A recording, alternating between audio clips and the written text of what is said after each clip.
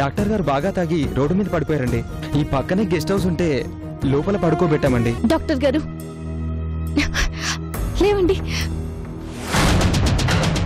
లేవండి. కనీసం అంత డబ్బు కట్టాల్సి వచ్చినప్పుడైనా నేనున్నానని గుర్తుకు రాలేదు కదా అంకుల్? నాకు తెలియకుండా జయంతి గారు డబ్బు కట్టారు రాజా.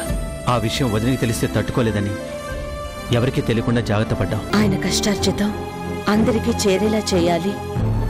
భార్యగా ఇది నా బాధ్యత.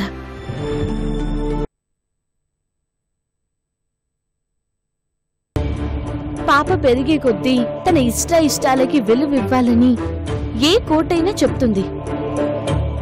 నా తండ్రిని నేను కలవాలి అంటే ఎవరూ ఆపలేరు. దీనికోసం మీరు కోర్టుకు వెళ్లి పోరాడాల్సిన పని లేదు. Sir courier.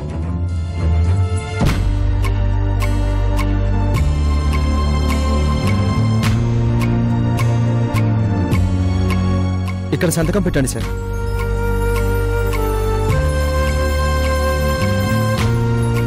Thank you sir.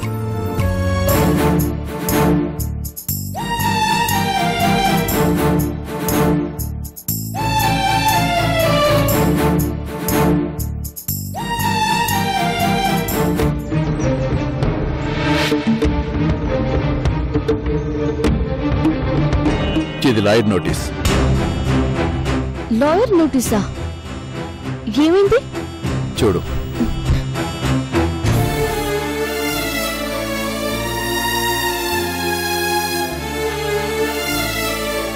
ఆ రెండో కవర్ ఏంటి?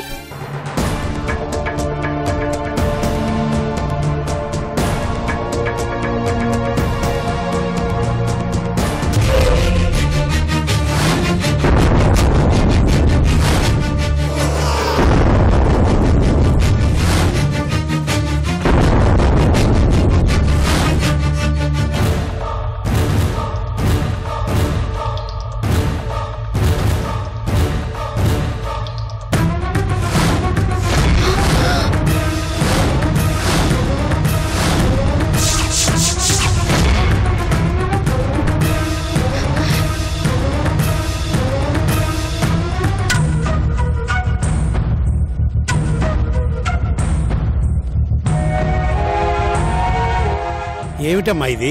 ఈ ఫోటోలేంటి, ఈ నోటీసులేంటి? ఏముంది నరసయ్య, డాక్టర్ గారితో నాకు అక్రమ సంబంధం ఉందంట.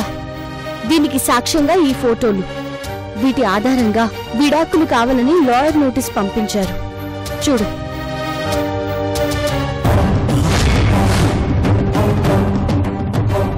ఈ ఫోటోలేంటమ్మా? రాత్రి నాకు ఫోన్ వచ్చింది. డాక్టర్ గారు తాకి పడిపోయి ఉంటే గెస్ట్ హౌస్ లో చేర్చామని ఎవరో ఫోన్ చేశారు. నేను అక్కడికి వెళ్ళాను. నేను వెళ్ళేసరికి అక్కడెవ్వరూ లేరు.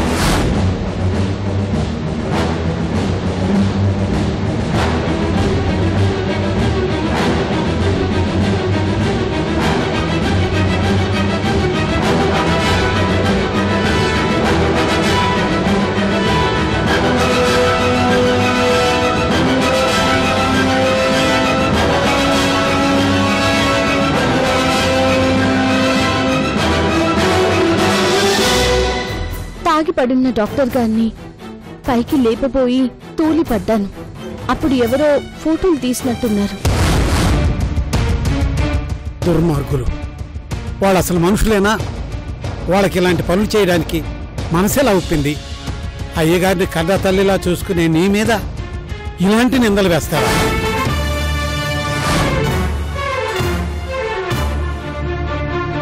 ఇదంతా చేయించింది కూడా వాళ్లే అయి ఉంటారమ్మా. నీకు ఫోన్ చేసింది కూడా వాళ్లే.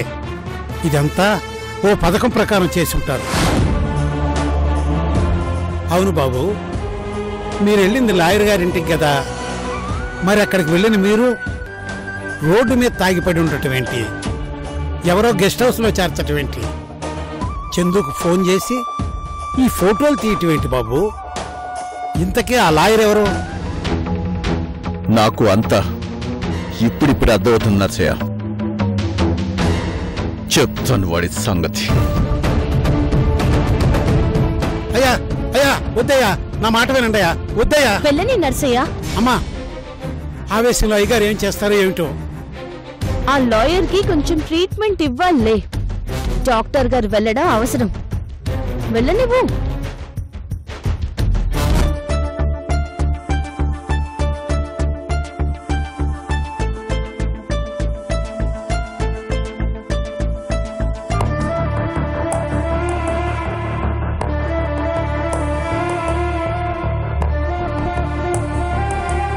ఏంటమ్మా ఏం ఆలోచిస్తున్నావు? డాడీ, ఈ పాటికి వాళ్ళకి కొరియర్ అందే ఉంటుంది కదా? పోస్ట్ అయితే లేట్ అవుతుందేమో. కొరియర్ కదా, నెక్స్ట్ డేనే చేరుతుంది. ఆ ఫోటోస్ చూడగానే వాళ్ళ రియాక్షన్ ఎలా ఉంటుందంటారు డాడీ? ఏముంది, ముందు షాక్ అవుతారు, ఆ తర్వాత ఏడుస్తారు. ఏడు పాగాక ఏం చేయాలో అర్థం కాక తల పట్టుకుంటారు. చాలా థ్యాంక్స్ డాడీ. సమయానికి మంచి సలహా ఇచ్చి వాళ్ళ నోరు మూయించారు. పాప కావాలట, పాప. ఆ అడుగుతునే కొంపకెళ్ళి తనేం తింటుంది? నా కంఠంలో ప్రాణం ఉండగా నిన్ను పాపనే వాళ్ళని టచ్ చేయనిస్తానా? అసలు నేనే తప్పు చేశాను డాడీ. మీరు చెప్పింది ముందే వినుంటే ఈ సమస్య వచ్చేదే కాదు. ప్రేమ ప్రేమ అంటూ వెళ్ళి దెబ్బ తిన్నాను. హలో. నమస్తే మేడం. చెప్పండి లాయర్ గారు, ఏమైంది? ఆ కొరియర్ వాళ్ళకి అందింది మేడం. కొరియర్ బాయ్కి డబ్బులు ఇచ్చాను. వాళ్ళు తీసుకోగానే బయటకు వచ్చి ఆ రసీదు నాకు ఇచ్చాడు. జిరాక్స్ కూడా తీసి దగ్గర పెట్టుకున్నాను. ఓ, వెరీ గుడ్. ఇప్పుడు వాళ్ళు మేము నోటీసులు తీసుకోలేదు అనడానికి వీల్లేదు. ఇంకా కావాలంటే రేపు ఆ ఫోటోలు ఊరంతా పోస్టర్లు అంటించి పెడతా. దాంతో అయ్యగారి బ్రతుకు ఊరంతా పాకిపోతుంది. మనకి విడాకులు రావడానికి ఇది సరిపోతుంది కదా? అవి చాలా strong evidence madam. Adultery prove చేస్తే కోర్టు మరో మాట మాట్లాడకుండా విడాకులు వెంటనే శాంక్షన్ చేసేస్తుంది. మరి పాప గురించేంటి? పాప కావాలని ఆయన డిమాండ్ చేస్తే ఏముంది మేడం, రోజుకో అమ్మాయితో తిరిగేవాడి దగ్గర ఆడపిల్లను ఉంచడం శ్రేయస్కరం కాదని వాదిస్తాను. బుర్రా బుద్ధి ఉన్న ఎవరైనా సరే అమ్మాయిని ఆయనకి అప్పగించరు, నేను గ్యారంటీ. మొత్తానికి మీ లాయర్ తెలివితేటలు బాగానే ఉపయోగపడ్డాయి. చాలా థ్యాంక్స్ మేడం. నాకు మీరు ముఖ్యం గాని ఆయన ముఖ్యం కాదు కదండి. బెల్లం ఉంటేనే ఈగలు వాలతాయి, డబ్బున్న చోటనే మాలాంటి వాళ్ళు వాలతారు.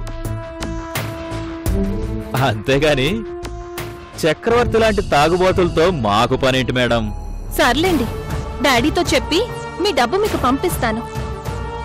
వెంటనే ఆ విడాకుల సంగతి చూడండి. మీరు చెప్పినట్లే చేస్తాను మేడం. మీరెప్పుడు ఫోన్ చేసినా మీ సేవకు నేను సిద్ధంగా ఉంటాను మేడం. ఉంటాను మేడం. ఓకే.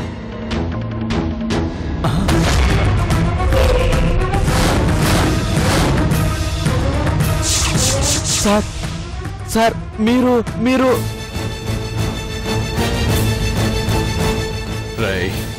నువ్వు అసలు మనిషివేనట్రా?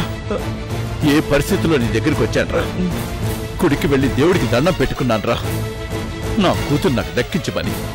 మళ్ళీ నీ దగ్గరికి వచ్చి ఏడ్చాను, నా కూతురు నాకు కావాలి అని. అలాంటిది నువ్వు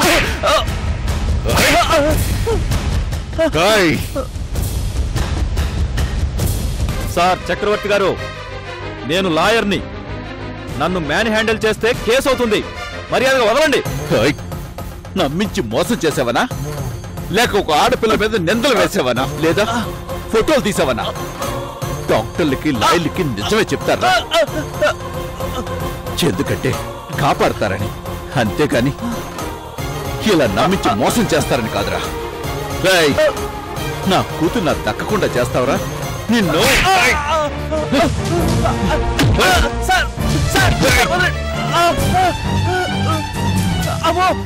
రాయ్ రాయ్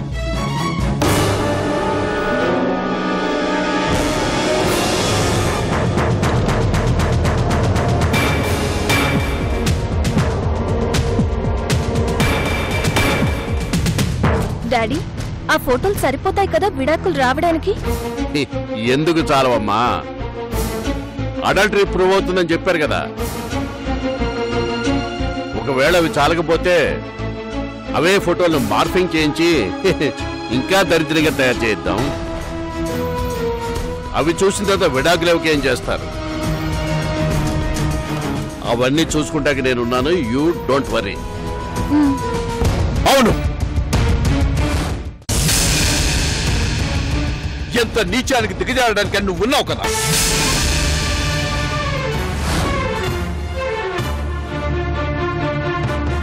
నువ్వు దేనికన్నా తెగిస్తావు. నీకసలు సిగ్గు సిరవనేది ఉంటే కదా. రేయ్, ఎవరితో మాట్లాడుతున్నావో తెలుసా? తెలుసు. సూటు బూటు వేసుకుని ఒక పశువుతో మాట్లాడుతున్నాను. ఏయ్, మా డాడీని పశువు అంటావా? ఏ, నిన్ను కలపలేదని ఫీల్ అవుతున్నావా? పశువు గడుపున నీలాంటి పశువులే పుడతాయి. ప్రత్యేకించి చెప్పాల్సిన పని లేదు. Shut up. You shut up.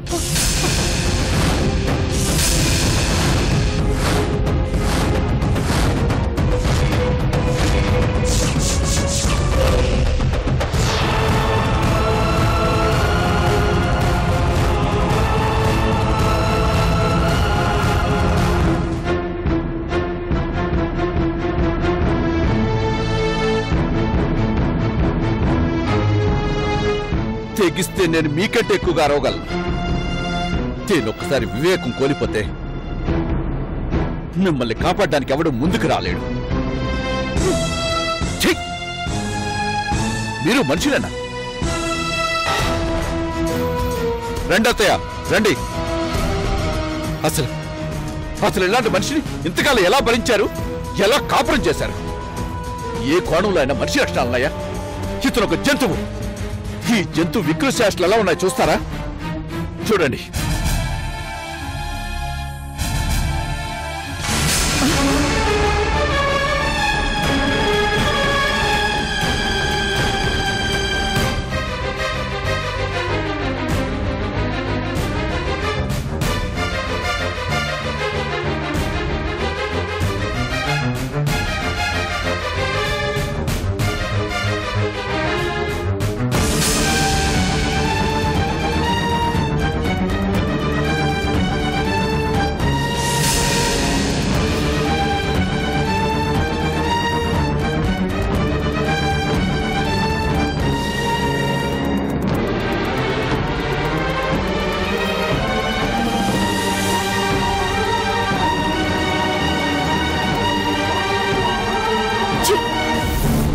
నీకు విడాకులు కావాలో ఒక మాట చెప్పుంటే విసిరి కొట్టేవాడిని.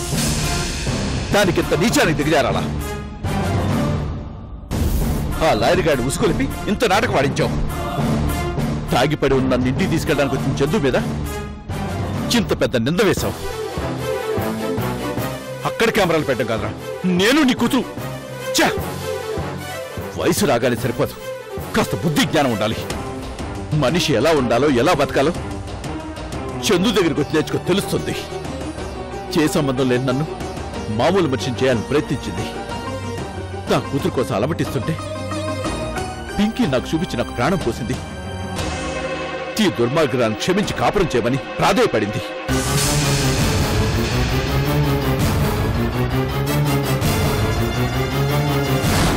అలాంటి మనిషిని మీరు అన్యాయం చేయాలని చూస్తారు.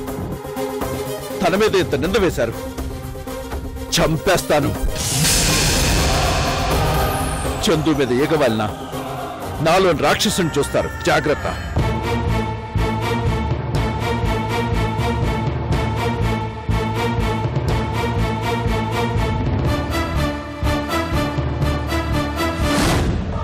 నేను తాగి ఎక్కడున్నా ఒకటే, గీత దాటితే నరికి జైలుకి వెళ్తాను.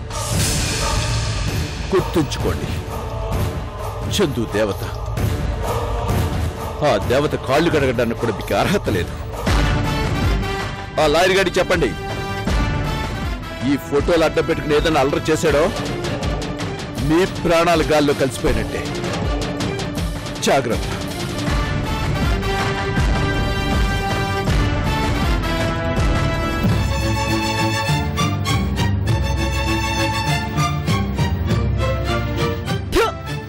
మీది ఒక బతికేనా? ఇంతకంటే నీచమైన ఆలోచన ఏదైనా ఉందా? నిజమే, ఒక పశువుతో కాపురం చేసి ఇంకో పశువుని కన్నాను. మమ్మీ, నోరు మూయి.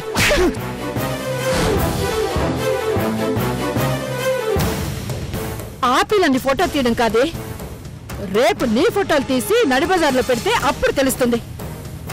ఒక ఆడదాని వయ్యుండి మరో ఆడదాని మీద ఇలాంటి నిందలు వేయాలని చూసావంటే అసలు నువ్వు మనిషివే కాదు. నీలాంటి ఆడదాన్ని కన్నందుకు నా మీద నాకే అసహ్యం వేస్తుంది. నీలాంటి దాని చేత అమ్మాని పిలిపించుకున్నందుకు అమ్మతనం అంటేనే విరక్తి పుడుతోంది. ఈ రోజు ఆ అమ్మాయి ఫోటోలు తీశారుగా, రేపు ఇంకెంత దిగజారిపోవచ్చో ఆలోచించుకోండి. మీ కూతురైనా పెళ్ళవైనా మనవరాలైనా ఒక్కటే. మేము ఆడవాళ్ళవే, మాకు అలాగే ఫోటోలు తీయించండి. ప్రతి దుర్మార్గానికి ఎక్కడో ఒక చోట ముగింపు ఉంటుంది.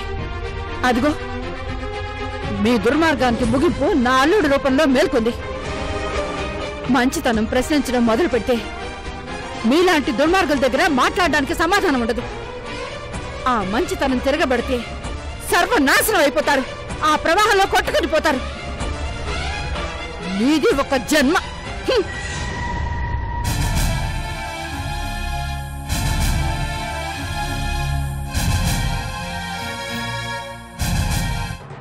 మూర్తి గారు, ఆ సబ్ కాంట్రాక్ట్ గురించి నవీన్ చంద్ర గారు వస్తారు. వాళ్ళకి మన ప్రపోజల్స్ అన్ని కూడా క్లియర్ గా చెప్పండి. పని విషయంలో ఏమాత్రం అసంతృప్తి కలిగినా ఏ క్షణంలోనైనా కాంట్రాక్ట్ ని రద్దు చేస్తామని నిర్మోహమాటంగా చెప్పేసేయండి. అలాగే రాజా, కానీ నాదో చిన్న సలహా. ఏంటో చెప్పండి. అందరినీ కాదని ఈ సబ్ కాంట్రాక్ట్ మరో వ్యక్తి ఇస్తున్నావు. దీనివల్ల ఏమైనా ఇబ్బందులు వస్తాయేమోనని. ఇబ్బందులా అంటే ఏంటి? ఆ దేవేంద్ర గురించి భయపడుతున్నారా మూర్తి గారు? ఎట్టి పరిస్థితిలో ఈ కాంట్రాక్ట్ అతనికి వెళ్ళదు.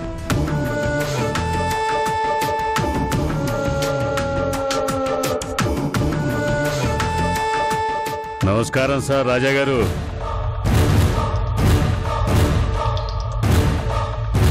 నువ్వెందుకు వచ్చావు? ఆ ఊరికే మీ దర్శనం చేసుకుందామని వచ్చాను. దర్శనాలు ఇవ్వడానికి నేనేమి బాబాని కాదు, దేవుణ్ణి కాదు. దేవుళ్ళ కొలుద్దామనుకున్నాను నువ్వు సబ్ కాంట్రాక్ట్ ఇచ్చుంటే, కానీ డిజైన్లా మారేలా చేశావు. సబ్ కాంట్రాక్ట్ ఎవ్వరికీ ఇవ్వనన్న వాడివి ఇప్పుడు ఇంకొకరికి ఇస్తున్నావని తెలిసింది. ఇస్తున్నాను. అయితే ఏంటి? బతిమిలాడాను, వినలేదు. పలుకుబడిని ఉపయోగించి చూశాను, పట్టించుకోలేదు. ఇక మిగిలింది ఒక్కటే, బెదిరింపు. బెదిరింపా? నీ బెదిరింపులకి భయపడే వాళ్ళు ఇక్కడ ఎవ్వరూ లేరు. భయపడాలి. భయపెట్టడం నాకు చాలా ఇష్టం. నా మాట వింటే అందలం ఎక్కుతావు, వినకపోతే అణగదొక్కుతావు. ఇంకొక్క నిమిషం ఇక్కడ నిలబడితే పళ్ళు రాళ్ళ కొడతాను. ఆగండ్రా,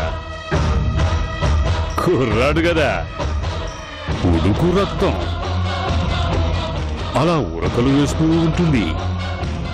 కానీ అది ఎంత ప్రమాదకరమో తొందరలోనే తెలుస్తుంది. నాకు కాదు, నీకే తెలుస్తుంది. ఎందుకు నాతో పెట్టుకున్నానా అని ఏడ్చే రోజులొస్తాయి. రామ్ ప్రసాద్ గారిని మోసం చేసినంత ఈజీ కాదు నన్ను మోసం చేయటం. నీకో విషయం తెలుసో తెలీదో, ఆ రామ్ ప్రసాద్ గారు నాకు పెద్ద మామగారు. ఆయన్ని అన్యాయం చేసావన్న విషయం చాలా లేట్గా తెలిసింది. దానికి శిక్ష అనుభవించడానికి రెడీగా ఉండు. రాజా, నువ్వు దారుణం చేసే ముందు హెచ్చరించడం నాకు అలవాటు. నీకు అదే హెచ్చరిక చేస్తున్నాను. నా మాట విను. మర్యాదగా నా దారికి రా, లేదంటే తట్టుకోలేవు. నా బ్యాక్గ్రౌండ్ చాలా పెద్దది. నువ్వు బ్యాక్గ్రౌండ్ చూసుకొని బ్రతుకుతావు కాబోలు. నాకు ఏ బ్యాక్గ్రౌండ్ అవసరం లేదు. వెళ్తావా, తన్ని పంపించాలా? చాలా మాట్లాడావు. కలుద్దాం.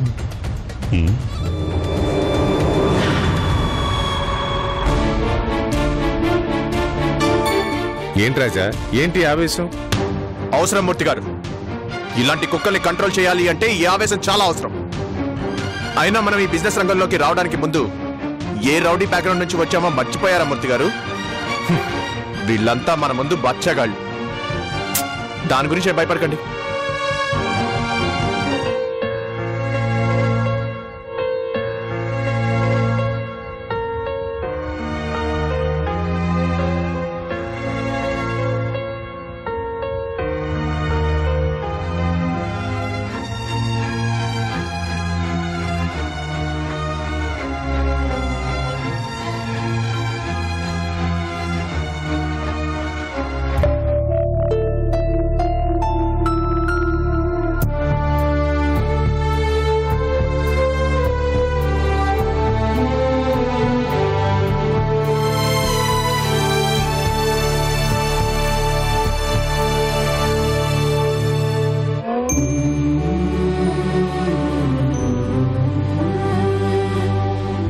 ఏమండి, తొందరలోనే మీ కల నెరవేర్చబోతున్నాను. ఈ ఆర్ఫనేజ్ హోమ్ మొదలు పెడతాను. అనాథ పిల్లలకు సేవ చేస్తూ వాళ్ళందరి దీవెనలు మీకు చేరేలా చేస్తాను.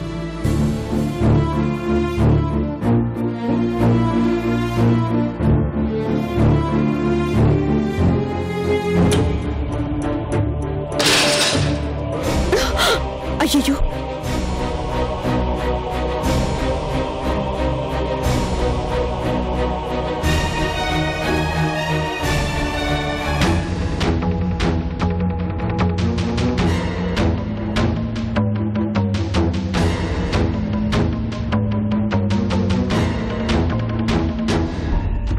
ఈ ఉత్తరం మీరు చదివేసరికి నేను ప్రాణాలతో ఉండకపోవచ్చు.